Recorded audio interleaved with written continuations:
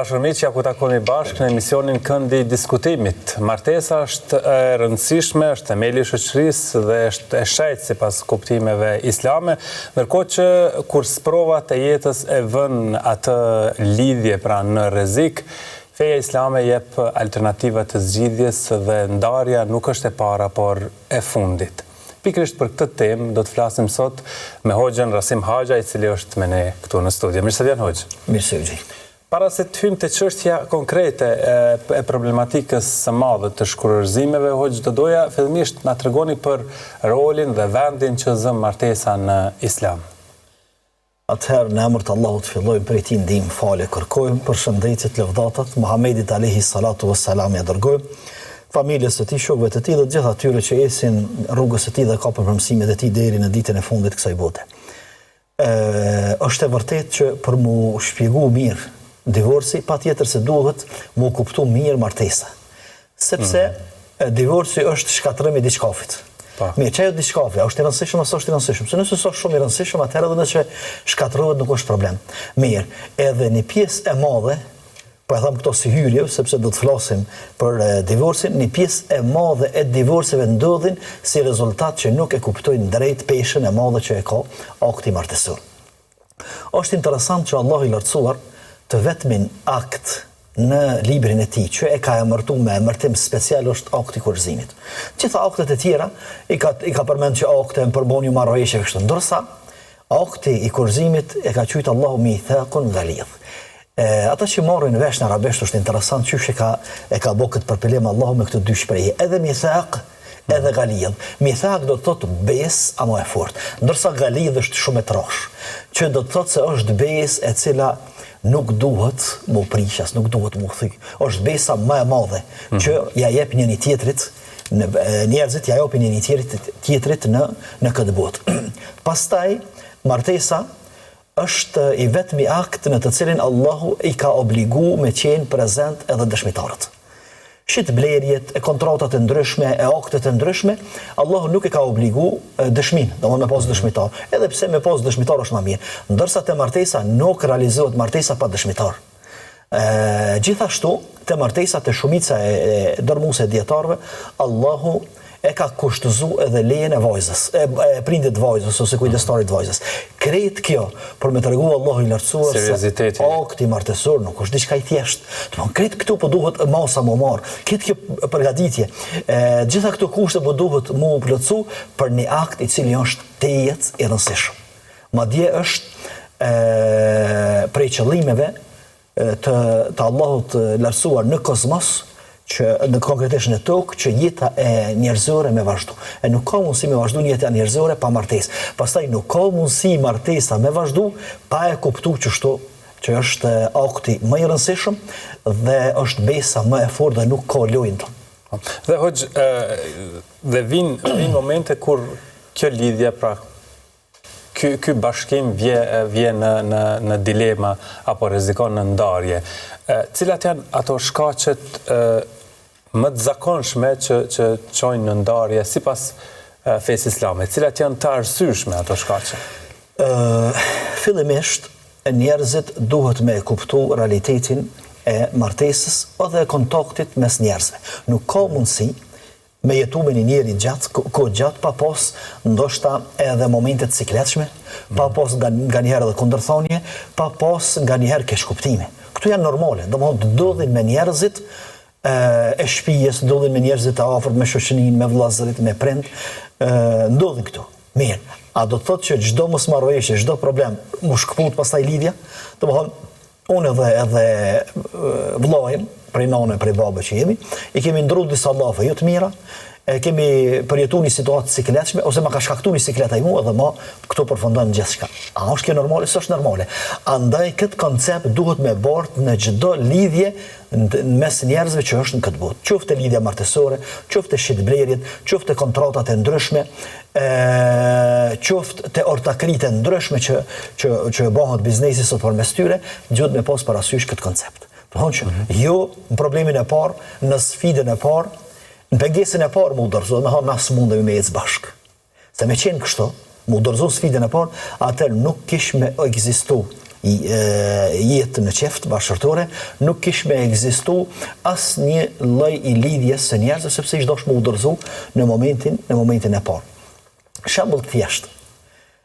Ai punëtori që punon ose punëtoria që punon dikon, ata marrë mendja që krejt karrierën e punës e kalon pa probleme edhe pa fjalosje me kolegët e punës, ose me shefin, ose me drejtorin. Mirë.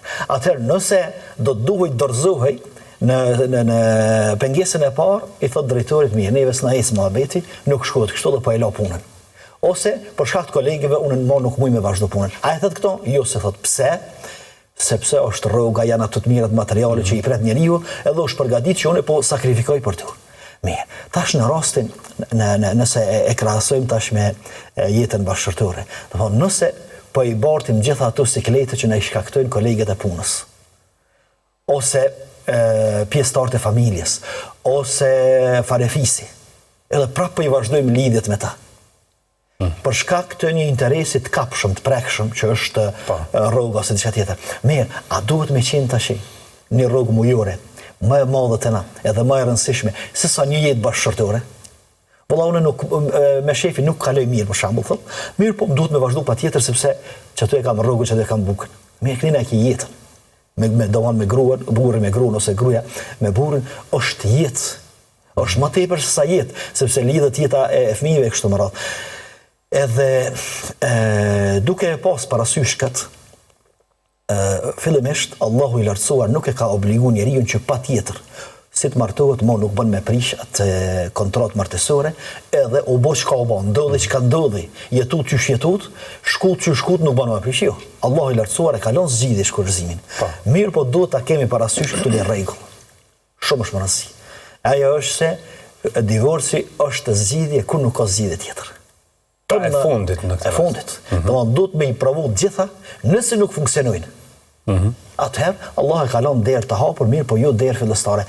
Shembull konkret është sikurse ato ndërtesat e mëdha që i kanë daljen emergjente. A del dikush për daljes emergjente? Nuk del.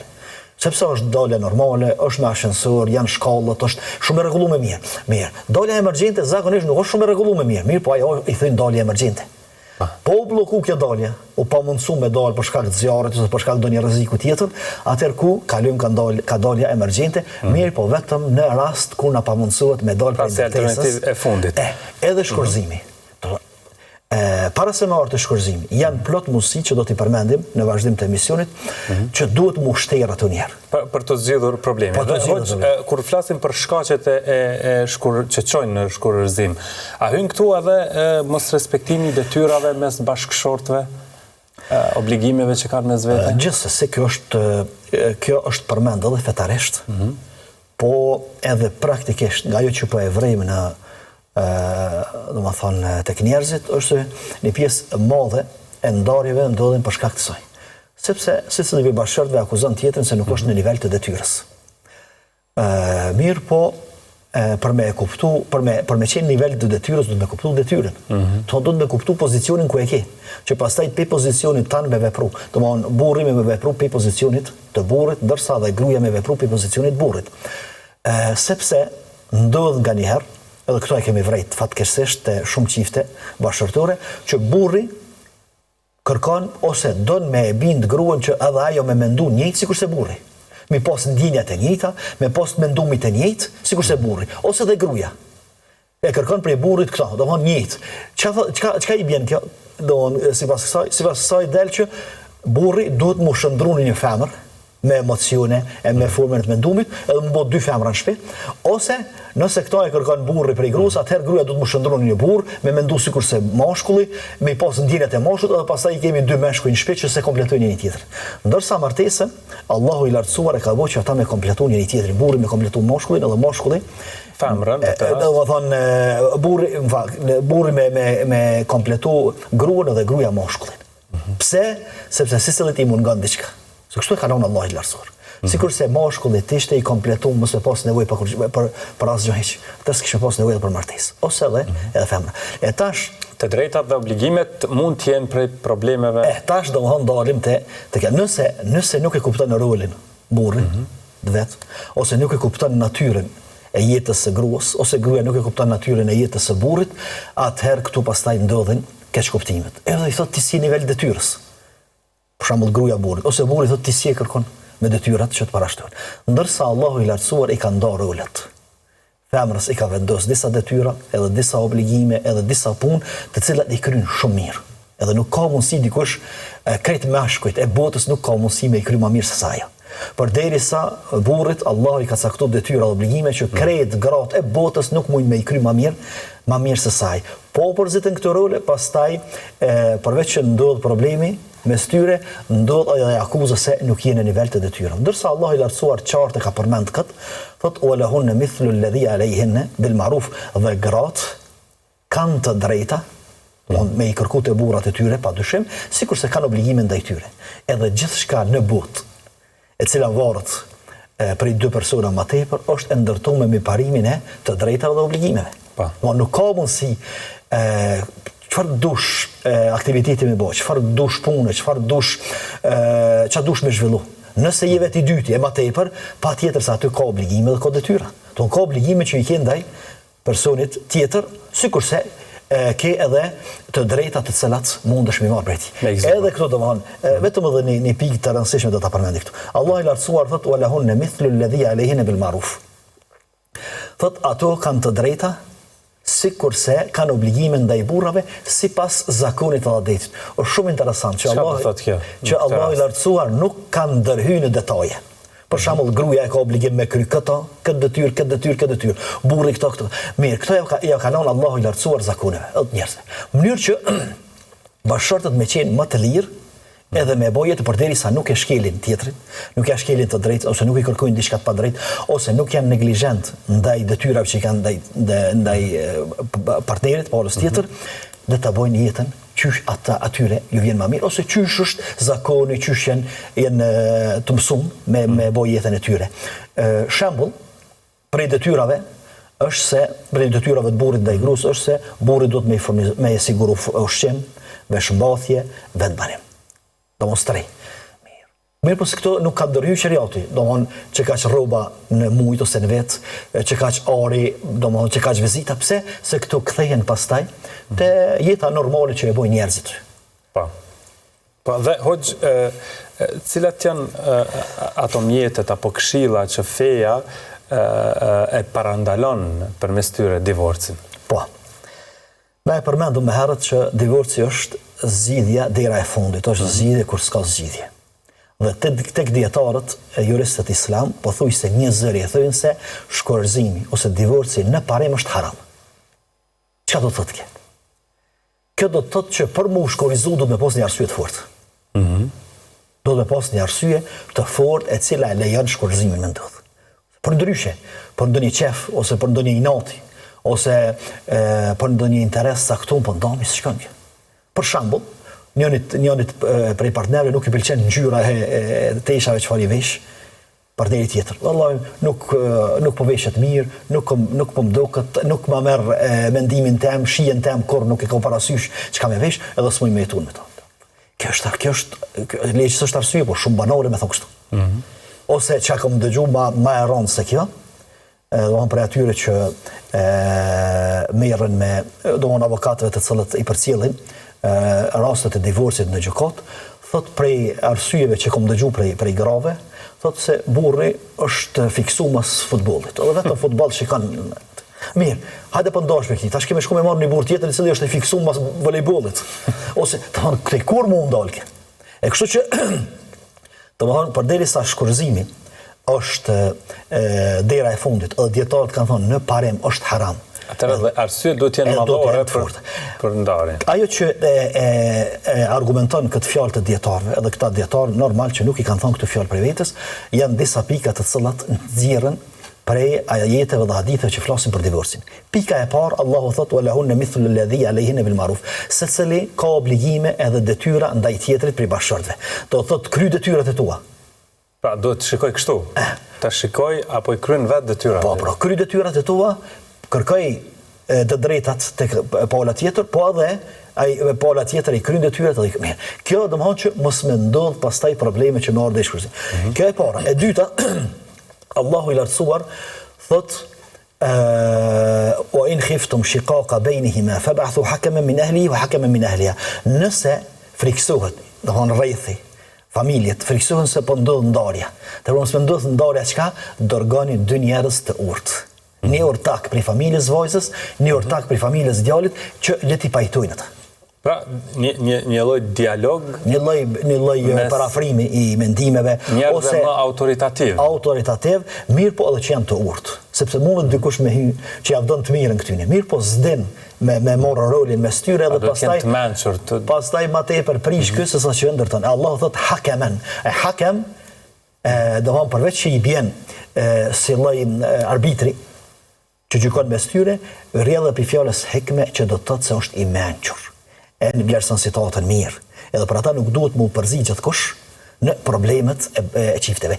Madje shumë për i problemeve të qifteve bashkëshortore fryhen edhe vjen divorci si rezultat i nxjerrjes së tyre dhe bombjes publike. Pastaj kur i publikon problemet, aty futet edhe ai dashamiri edhe jo dashamiri, edhe i mençur edhe jo i mençuri, edhe ai që i rënon më tepër ato raporte, edhe ai i cili tenton me i përmirësu. Domthon kjo pika e dytë. Pika e tretë, Allahu i lartësuar e ka kufizu kohën e shkurzimit. Domthon burri nuk mundet me shkurzu kur do të ngruan. Dietarët thonë se është koha e kufizuar kur i lejohet shkurzimi. Kur i lejohet shkurzimi, i lejohet në fazat kur burri më së tepërmi ka nevojë për gruan. Kur burri më së tepërmi joshet për gruas. E këto faza janë kur është shtatzan, gruaja kur është shtatzan, edhe kur është e pastër prej ciklit, pastrem në të cilin nuk ka fjet me ta. Që do të thotë se në të dy faza lejohet me, ose periudha kohore lejohet me shkurzu. Jashtë këtyre nuk lejohet me shkurzu kur ajo është me cikël për shembull. Nuk lejohet. Sepse periudha e ciklit dihet që i ka ato sfidat dhe problemet, edhe mundet me ardhur deri te shkurzimi më lehtë. Çfarë do të thotë kjo? Allahu po e kufizon kohën e shkurzimit. Domthonë jo gjithë kur dushti. Mirë, kohën kur e pret fëmin. Edhe pret që me përjetu bashkarisht me gruan, se u bot prend, ajo non ti bab, edhe mu gëzu të dytë, edhe me po fëmin shnash, shkurzojë nëse mundesh. Do të thonë, ndjenja e shkurzimit to është shumë e bresht. Në kohën kur ajo është pastru pas ciklit, edhe është pastrim që nuk ka pas kontaktin tim me to, normal që joshja është më e madhe. Shkurzojë në mësh. Do thotë krejt këtu Allahu po e kufizon. Pastaj vjen pika tjetër. Gjithashtu si mos parandaluese e shkurzimit përfundimtar, ajo është se Allah e ka bërë shkurzimin 3 herë. Do të thonë, nuk e ka parapasur, nuk e ka lehtësuar Allahu që me të parë, nëse e shkurzon gruan u kry ndahoj, ajo rrugën e vet tonë dhe mos bën mu bashku kur. Jo, Allah e ka caktuar shkurzimin e parë. Edhe pastaj kohën e pritjes, që do të thotë se mas shkurzimit të parë mund me rikthy ata jetën bashkëshortore që kanë pas. E ka caktuar shkurzimin e dytë, gjithashtu mund me korrigju veten edhe me rikthy jetën bashkëshortore që ka pas. Mirë, nëse të parën edhe dytën nuk thjellën, edhe nuk e korrigjojnë veten, nuk e përmirësojnë, atëherë ndodh shkurzimi i tretë dhe është shkurzimi i përhershëm. Gjithashtu edhe një pikë tjetër duhet të përmend këto, se Allahu shkurzimin e kalon në dorë të burrit. Mirë, këtu mundet me thonë gjithçka njerëzit, mundet me kyç edhe feministët. Mirë po, e dim na që femra është më e nxituar edhe më e shpejt në këtu do të ndalemi në detaje pak më vonë, ndërsa doja të pyes se sa ka rëndësi që të jetë një martesë e suksesshme dhe të mos shkojë drejt divorcit, drejt kësaj rruge, edukimi fetar i bashkëshortëve. Gjithsesi, edukimi fetar ose njohja e dispozitave të fesë i ndihmon shumë bashkëshortët që me të i kalu problemet. S'po thamë se pas probleme. Sepse jeta bashkëshortore nuk është e shtruar me qëllim të kuq. Dini këtë. Do se cilët ta dinë. Pejgamberi alayhi salatu wassalam, pejgamberi i Allahut, njeriu më i urtë, njeriu më i edukuar, njeriu më i mirë me familjen e tij dhe me gjithë njerëzit, një ditë ka ndodhur, shkon Abu Bekri në shtëpi, do monte vojza e vet. Aisha, e cila ishte gruaja e pejgamberit alayhi salatu wassalam, edhe e dëgjon Aishën duke folur me Zot të lartë. Domthon çka ka filluar një var grindje me fjalë mes pejgamberit alayhi salatu wassalam dhe Aishës. Edhe tash Abu Bekri, që e donte pejgamberin alayhi salatu wassalam më shumë, sa futet në shtëpinë e tyre, pa pyet se çka keni te keni, sunë përballon këtë pamje edhe e godet me shuplak vojzën e vet. Po dhën Aishën. Çka bën Aishja? O që tash, për me ikë për Ebu Bekrit, shehet pas shpinës pejgamberit alayhi salatu. Me ato që deri dje, në fakt, deri në atë qast, ishin duke bo muhabete jo të mira, muhabete të cikletshme, prap shpina e tij u bo më e sigurt se shpina e babës. Që do të thotë se problemet e kanë pas, po ka ditë pejgamberi alayhi salatu sallam qysh me i afro problemet. E krejt kjo është në saje të njohjes së dispozitave të fesë. Gjithashtu, pejgamberi alayhi sallam për këshillave që i ka përsërit shpesh, madje në haxhin Lam Tumerës, madje edhe pak para vdekjes, ka thënë istausu bin nisa'i khaira, silluni mirë me gratë. Për arsye se, do të thonë, këtu lindin shumë probleme nëse nuk e kemi parasysh këtë porosit pejgamberit alayhi sallam. Silluni mirë me gratë, pse? Sepse i keni marrë në besë të Zotit. Ato gra i ka rrit dikush, deri se janë bo 20 vjeç, 25 vjeç. I ka rrit dikush, e ka prish gjumin për të dikush, ka harxhu dikush shkollimin e tyre, mjekimin e tyre, veshjen e tyre, edukimin e tyre. Edhe ti e ke marrë të gatshme me çka? Me lejet Allahut, sepse Allahu ka leju që na mu martun këtë formë. Për ata pejgamberi alayhi sallam thotë, silluni mirë me gratë sepse i keni marrë në besë të Zotit. Me lejet Zotit e keni marrë. Çfarë do thotë me lejet Zotit? Sepse para Zotit kemi dhënë llogari, me besën e Zotit a e mojte apo nuk e mojte. Premtimin që ja ka dhënë Allahut kur ja martu si fetar që ke qenë, ose si njësi dispozita të fesë, sepse unë do ta respektoj gruan edhe do të sillem mirë me ta. A ke qenë në nivel të kësaj përgjegjësie apo nuk ke qenë, edhe do të jesh përgjegjës edhe do të llogaritesh para Allahut për këtë.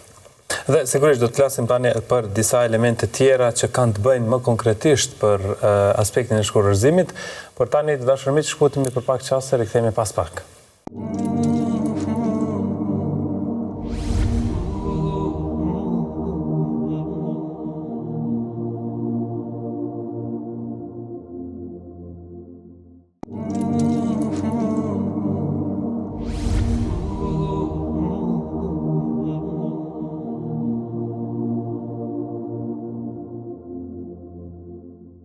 Rikthehemi të dashur miq, po flasim me Hoxhën Rasim Haxha lidhur me shkullërzimin këtu te këndi i diskutimit, ndërsa tani Hoxh do të ndalemi te ajo që paralajmëruam pak më herët. Pra te hapat që duhet të ndërmarrë një burr para se të vendosë për çështjen e shkullërzimit, e përmendet që është e drejtë apo vendim ekskluziv i burrit për të marrë në dorë çështjen e shkullërzimit. Mirë, po kjo e drejtë është për burrat, ata që me plot kuptimin e fjalës janë burrë. Përndryshe, nëse s'është burr, atëherë humb këtë drejtë ose i humb kuptimi kësaj të drejtë. E kur Allahu ja u kalon meshkujve ose burrave, bashkëshortëve, në këtë të drejtë të shkullërzimit ja u kalon përderisa ata nuk e kesh përdorin këtë. E nëse nuk e kesh përdorin, burrat janë më të ngadalshëm, domethënë nuk nxitohen sa gratë, janë më të ngadalshëm tek emocionet dhe ndjenjat, edhe për ata Allahu i lartësuar ja kalon përgjegjësi edhe të drejtë burrave. Përndryshe, nëse burrat bëhen si gratë, edhe çdo dytën fjalë, unë të ndaj, unë kështu, të thonë, më kë e humb kuptimin e burrit. Kë mbetet mashkull mirë, por nuk mbetet burr. E pse Allahu ja kalon të drejtë burrit? Ja kalon për dy arsye. Arsyeja e parë për këto që i përmendëm. Arsyeja e dytë për më tregu se, domethënë, ti duhet me qenë në nivel të përgjegjësisë, edhe mos më ungut edhe me ditë kur me dhën shkullërzimin. Po në anën tjetër, gruas e kalon një mundësi tjetër. Ajo është kur gruaja kërkon shkullërzim, qoftë në gjykatën, sipas shariatit, që e shpjegojnë dietarët, qoftë tek njerëzit e saj, domthonë te familja e saj, kryesorja ajo e kërkon shkullërzimin, unë do mundo për burrit, pastaj mirët dhe diskutohet ankesa e saj edhe kërkesa e saj, nëse i plotson kushtet edhe realizohet edhe vjen funksion.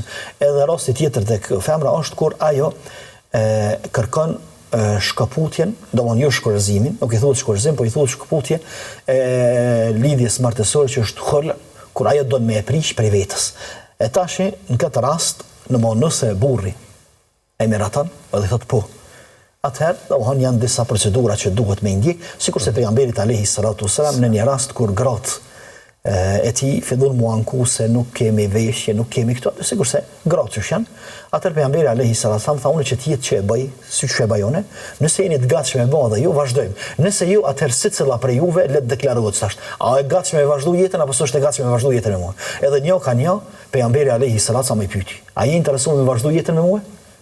Domthon si gruaja imja apo po ndohemi edhe ti rrugës tane, edhe të gjitha thanë jo, nuk zgjedhni kur gjatë dunjas para pejgamberit alayhi salatu sa me kësaj i thojnë khol.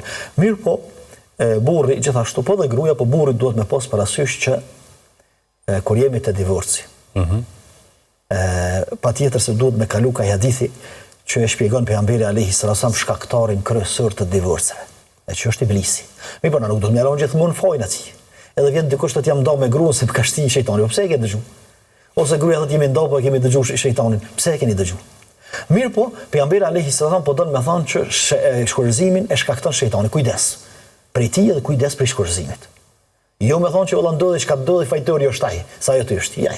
Nuk lirohet prej përgjegjësisë, as burri as gruaja prej përgjegjësisë sa asaj që e veprojnë. Hapa tjerë. Pejgamberi alayhi salatu wassalam thotë iblisi, domethënë kryesori, mbreti i gjinëve, pa besimtar, e ka frorin e tij mbi deti, mbi ujë. Prej aty i dërgon ekspeditat. Do njerëz të vet, ushtarët e vet, shpërndohen nëpër tokë edhe bëni çrregullime sa të moni sa më shumë. Tash kur vin me i raportu, hadithi është i vërtetë te Sahih Muslimit, kur vin me i raportu pejgamberit alayhi salatu wasalam, vjen një anë dhe thotë unë kam bë këto, thotë kur gjithë s'ke bë. I duket pak. Më i bën ka bo çrregullime, ka shti dikan me vjedh ose dikan me shose me boz zino. Po thotë s'paske bë kurrë, pak pas ke bë. Vjen një anë thotë kur gjithë s'ke bë. Vjen tjetri kur gjithë s'ke bë. Vjen një anë edhe thotë unë thotë nuk i kom ndo filan çiftit bashkëtorë derisa i kom ndo ata. Se më largu për ty derisa i kom ndo. Thotë ej aty këtu. Ti pas ke punusat. Mirë. Veç më ndole dhe më analizosh ta. Do shejtani, iblisi po i gëzohet kësaj pune. Shejtani është armik i joni, është armik i permetuar me joni. Tash armiku jon po i gëzohet edhe po kënaqet me diçka që na ka ndodhur neve. Me çto me ndu ballësht. Tohon popullit na kanë thonë ja kënaqet zemrën hosmit. E kanë thonë këtë fjalë. E tash hasu më të madh, armik më të madh, se sa shejtani skemi. E tash shejtani po i gëzohet kaq shumë në punës që mundet me na ndodh neve që është divorci. Veç çto me pas parasysh, kish me mjaftu se sa i rrezikshëm edhe sa me pasuja është shkorzimi. Dhe më thënë, kjo si hadith i pejgamberit alayhi salam që duhet ta kemi parasysh gjithmonë, por normal duke mos u shfaqsu për përgjegjësisë që e ka burri dhe gruaja. Dhe parashit është ndër hapat këshillimi, diskutimi, dialogimi mes problemin mes bashkëshortëve para se të merret një vendim. Gjithsesi, kjo domthon në esencë jeta bashkëtorë duhet të jetë kjo. Sepse bashk. Në emisionin e kaluar sociologëve e përmendin nga shkaqet sociologjike janë mungesa e dialogut mes bashkëshortëve. Që çojnë në divorce në vendin tonë. Këto tek e fundit janë nga ato studime empirike që janë bërë. Edhe ulumtimet në mejdan. Mirë po gjithsesi jeta bashkëtorë duhet të jetë e bashkërisht. Domethënë të jetë me pjesëmarrje aktive dhe gruaja dhe burri. Po normal duke mos u përzi në punët e tjetrit. Mos i marrë rolet e tjetrit. Ama për ndryshe, nuk ka problem, po thuj se që nuk zgjidhet me dialog. Edhe me kuptim. Edhe shumica e keq kuptimeve, shumica e problemeve, shumica e frikave, shumica e dyshimeve largohen përmes diskutimit ose përmes dhënies mundësisë edhe partnerit që edhe ajo me qenë pjesë, ajo ose ai me qenë pjesë aktive e familjes. Ndodhin probleme, ndodhin telashe, për shembull, ndodhin dyshime që njëri prej shkaqeve gjithashtu kryesore që është në shkurzimit është dyshimet e bashkëshortëve ndaj njëri tjetrit se ka martesë fshef, ka martesë, ka tradhti, ka mashtrim, ka kështu. Me çish largohen këtu. Kur i thon, kur s'flet, kur s'diskuton, kur mbyll këta ose kur i thuhet se s'është punë jotja. Ato dyshime e problemi mund të thellohet. Ato pastaj shkojnë të thello derisa të bëhet hendek i madh që nëse bjen to pastaj s'u ndel më prit. Dhe hoç çfarë rregullash duhet të respektohen gjatë periudhës së ndarjes? E përmendët 3 etapa apo 3 mundësi të ndarjes dhe këto a shërbejnë si mundësi për ribashkim apo jo? Gjithsesi. Domethënë e përmendëm që këto 3 shkurzimet që i kalon Allahu i lartësuar, ja kalon mundësi burrin këtë rast më tepër, i cili ndër të cilit është divorci, që me e korrigju vetën. Ma herët e përmendëm gjithashtu që nuk lejohet shkurzimi, ose është shkurzimi ndalum, ose shkurzimi bidati, thëjnë djetarët, bidej, nëse ndodh jashtë këtyne 2 periudha që e përmendëm ma herët, në pastrimin, pas ciklit, në cilin nuk ka pos kontaktin të me gruan dhe gjatë shtatzanisë. Jashtë këtyne 2 periudhave është shkurzimi ndalum. Pastaj, a llogaritet shkurzima, nuk llogaritet, është diskutim në vete kje. Po kryesori Allahu e ka ndalu që në periudha tjera me shkurzu gruan. Pastaj, gjithashtu e kanë ndalu Omer radhiyallahu anhu, për politika e ka bërë që mos me i shqiptu 3 shkurzimet për njëherë. Për shembull me i thonë burri gruas, të shkom shkurzu 3 herë, atë që jam të dosh me heq dorë për teje sa më herët. Jo. Për ata Omer radhiyallahu anhu, edhe pse nëse i ka thonë dikush gruas të vet në kohë të pejgamberit alayhi salatu wasallam që të kum shkurzu 3 herë, o llogarit një shkurzim, Omer i ka thonë 3 shkurzime të llogarisme. Këto janë politika sheriatike që i lejohet udhëhecit me i bë, për arsye se Omeri thoshte ju vallahi ka dhënë mundësi të ngadalsuar, ju po e ngotni. E tash, gjatë shkurzimit të parë, gruaja ka periudhën e pritjes, që gjithashtu është temë vete, ku do të më bë pritjen? Në shtëpi të burrit. Mirë, po jo me i shërbi burrit, jo me flajt me thojme. E tash burri, gjatë kësaj kohe e sheh gruan të shtëpia aty, mo nuk e ka shërbimin, nuk e ka biseden, nuk e ka shtratin, nuk e ka ta, edhe çka i vjen ajo ndjenja e përmirësimit, e korrigjimit vetes, son pas na gabua, bëshë që s'po bëj ka jeta vet, s'po bëj ka jeta pa to, që ma let me rikthy vendimin, do të thonë u kry, do të thonë pa rikthem jetën. Gjithashtu, edhe mas shkurzimit dytë e njëjta gjë vlen. Që gjatë kohës së pritjes, gruaja duhet me prit me kalu në shtëpi të burrit. Mirë, po normal duke bërë jetën vetaj, ushqimin vet, fjetën vet, bisedat vet. Pra, vetëm strehimin e ka aty. Po, do më thonë që thjesht më u kon një lloj joshje për burrin që me rikthy vendimin. Do më thonë, qartë shihet që Allahu nuk po don, edhe nuk është dëshira e Allahut këtë rast që këta më dhon fund jetën bashkëtorë. Pastaj, nëse ndodh shkurzimi i tretë, atëherë është ndamje që s'ka më bashkim mas kësaj ndarje, sepse i 2 mundësit që i pat, i dëgji, nuk përmesu, ose nuk e korrigjej vetën, pat mundësi edhe nuk e bani, pastaj vazhdimit të ndomës. Ka momente kur divorci është i pa diskutueshëm, pra i pa shmangshëm. Po, gjithsesi. A më thonë, ka rast të kur s'shkon jeta. Ndodh. Edhe kjo ju ka ndodhur edhe shokëve të pejgamberit alayhi salatu wasalam, pse ju ka ndodhur rradh. Mirë, po, çuçi tham më herët, nuk është patjetër që kur të martohet burri dhe gruaja, një çift bashkëtor, me vazhdu deri në vdekje jetën, u bë çka u bë, krisi kiameti për ta, shkon jeta, jo. Vetëm se duhet me pas me të vërtet arsye të fortë, dhe të justifikueshme sheriatikisht, ose praktikisht që s'mundet me vazhdu më jeta e tyre, atëherë ndahen. Dhe hojtë, sa është korrekt divorci në tension? Sa ka rëndësi që kjo të ndodhë në një gjendje të qetë, pra të diskutohen pasojat e divorcit, të njihen ato, pastaj të merret vendimi? Këtu do të kemë parasysh çdo çift që mendon në shkurzim, që jeta bashkëtorë nuk është vetëm e tyre. Se mendon që, sidomos çiftet e reja, gruaja dhe burri mendon që jeta është e tyre, e ndojmë jetë, i ndojmë rrugë, ti udhën tonë, unë tamë. Jo, këtu i kemi fëmijët. Po edhe nëse s'ka fëmijë, kemi 2 familje. E kemi shoqërinë, që çdo shkurzim në shoqërinë tonë e rëndon atë shoqëri. Domthon sa më tepër shkurzime është shoqërima e dështuar, e dihet. Domthon këto e thënë gjithë. Sa më pak shkurzime, domthon është shoqëri më e ruajtur edhe më e përmbajtur. E kështu që në jetën bashkëtorë bojnë pjesë edhe disa elemente të tjera. Domthon ku mbeten fëmia. Pse e përmendëm më herët që shejtani, iblisi, i gëzohet më tepër ndarjes që e ban ky iblisi i vogël, shkatërrohet celula e shoqërisë. Arsye se domthon shkurzimi prek shumë faktor, jo vetëm gruan dhe burrin. Më han përveç bashkëtorë, ku janë fëmia? Mu rrit rrugëve. Pastaj shumë më e rëndë është për fëmin, mu rrit larg prindërve duke i pas gjallë sesa duke mos i pas hiç. Sepse nëse i vdesin prind, është një farë ngushëllimi, domethënë edhe për shoqërisë dhe e ka një farë ngushëllimi shtoj Allaja. Mirë, po babën gjallë, nënën gjallë, ata jetojnë vetë, as me nënën as me babë. Kjo është çfarë edukimi edhe çfarë ndërtimi kanë pas këta fëmijë. Pastaj familjet e tyre. Pastaj ajo grua, ku ka më shku? Ka me marrë një burr tek partnerët, si ndikon kjo? Po, domethënë kjo nëse veçanërisht tek gratë. Nëse ke grua kërkon shkurëzimin për shkak, domethënë për arsye jo të justifikueshme. Mirë, nesër nëse do të më martu, prapë kam ndodhur njëjta, sepse janë çështje probleme të cilat përsëriten, edhe burri. Të njëjtësh, nëse ndodhet për gruas për shkak të arsyeve pa justifikueshme, atëherë prapë kam marrë një grua e cila ka i përsërit jo të njëjtin problem, po një problem ngjashëm me to që apet duhet më. Mirë, kur mu stabilizu jeta kështu. Pastaj pejgamberi alayhi salatu wasallam këtu duhet të këshilloj gjitha gratë e martuar të cilat mendojnë në shkurzim, e të cilat e ndin vetën muslimane. Thot pejgamberi alayhi salatu wasalam, çdo secila femër e cila kërkon shkurzim pa të drejtë, mundo prej burrit.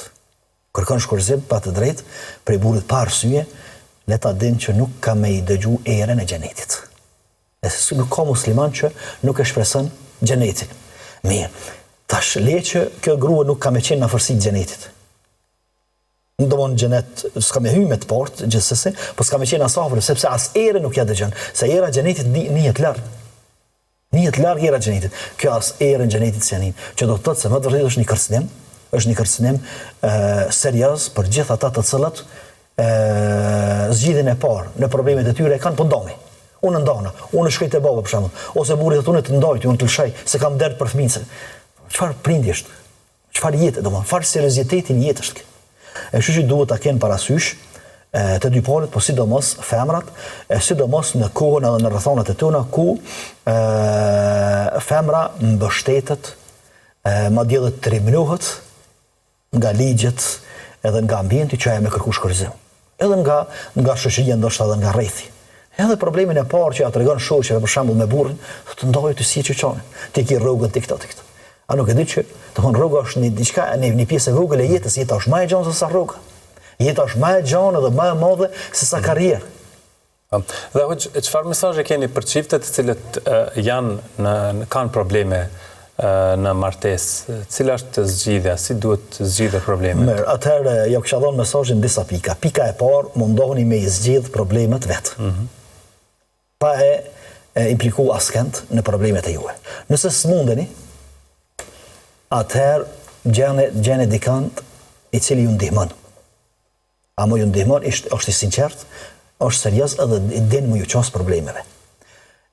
Pika e tretë, mos e fut një gjithkan në probleme. Nga njëherë dhe prindët e tu mos i fut gruas me hanë. Pse se ajo ndjenja edhe mshuris, edhe mshirës për vajzën e tyre, ndodh nga njëherë që ata tu dosht me rregullu, tu dosht me mbrojt vajzën e tyre, me i rënu raportet mes burrit edhe gruas, mes dhënave tyne edhe vajzës tyne. Edhe kjo ka ndodhur. Domon ka ndodhur, kemi dëgjuar raste kur disa prej burrave që i kanë shkurzuar gratë tyne thotë nona dhe baba, na u përzishin shumë shpejt. Pra nga dhe mshuria mund të ndikojë negativisht. E kështu që mos e përzini askënd që mundet me ja u prish raportet ose me ja u ranu të atrën dhe gjendjen edhe më tepër, edhe nëse janë të afërt, edhe nëse ja u dojnë të mirën përderisa nuk din qysh më ju qas probleme. Dine, pika e 4, nëse s'ka bëj, pika e 4 dine që nuk ka jetë pa probleme. Pika e 5, nuk ka problem që s'ka zgjidhje.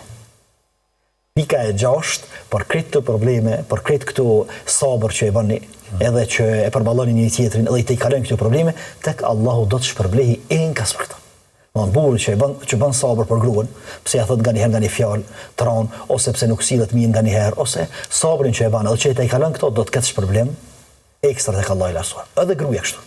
Edhe nëse e nin veten nga një herë të lanën anash, të linçume, të anashkalume, të nënçmume, nëse tregon sabër, edhe tregohet të kujdesshëm që me i kalu këtu, pastaj me vazhdu jetën, me lejen e Allahut do të ketë shpërblim ekstra tek Allahu i lartësuar për këto probleme.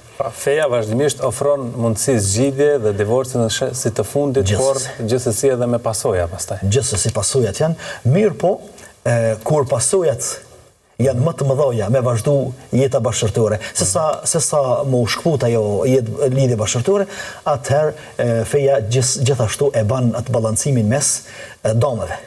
Nëse i kemi dy opsione me dame përpara, dyat janë dëmshme. Mirë, po njëna është me dëm më të madh, tjetra më të vogël, atëherë marrim më të vogël. E tash nëse ndarja është më pak e dëmshme se sa vazhdimi i jetës bashkëtorë, atëherë ndajmë. Mirë, po nëse vazhdimi i jetës bashkëtorë është më pak i dëmshëm se sa ndarja, atëherë i thojmë bani sabër, duroni, sepse do të keni të gjitha ato që i përmendëm, edhe vazhdoni jetën bashkëtorë. Ne falenderojmë shumë për trajtimin e kësaj teme, hoxh. Faleminderit edhe juve. Dashur miq, kaq për sonte, faleminderit shumë që na ndoqët, mirëmbëjtje.